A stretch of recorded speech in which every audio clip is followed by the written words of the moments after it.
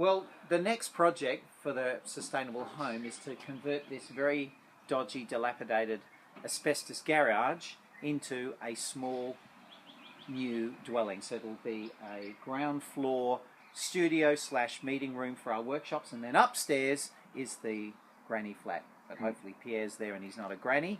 But we have one small problem, and that is that we are what you might call, like all families, cursed with a bit of junk. Just a bit, yeah. Just a bit. So the only thing that we think is going to be worth salvaging out of this shed is the cement floor, and maybe some of the metal framing we could reuse, but the asbestos will have to go. We're going to try and recycle as much as we can from here.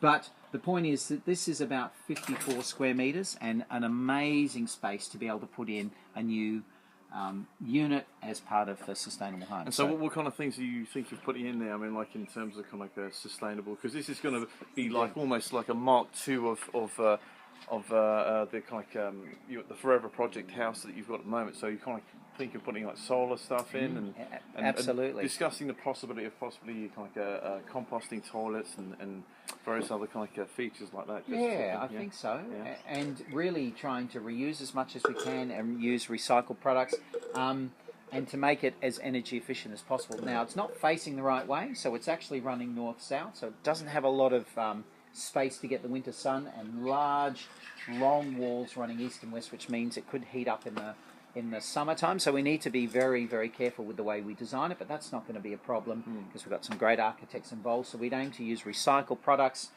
keep it off the grid if possible with a little bit of a battery bank, maybe the composting toilets, but this should be a fantastic space, which as well, the most important thing, and I'll show you something here that's really cool with it, is that you can see that it's part of the framework of the garden. It's part of an 812 square metre block. Yep. And it's a dodgy old garage that you can see.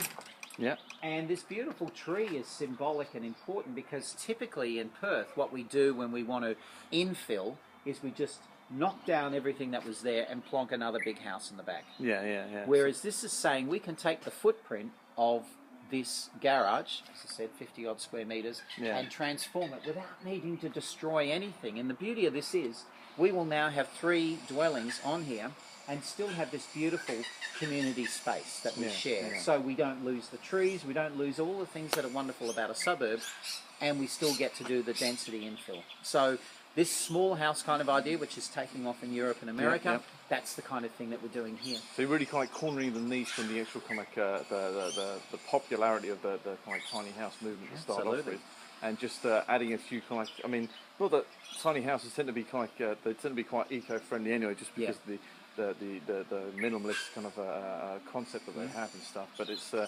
really tying in with that whole thing really, so it's actually pretty on the spot really. Hugely. Yeah. So watch this space, and the important thing too about the demographics is we build lots of McMansions in Perth, 3 bathrooms, 7 bedrooms, triple carport, and if you actually look at the split of the Australian population, that actually doesn't service a big part of the community. There's huge numbers of people that are not needing this Maharaja. They are empty nesters, or they're living on their own, or they're retirees and the kids have gone, or they've lost a partner.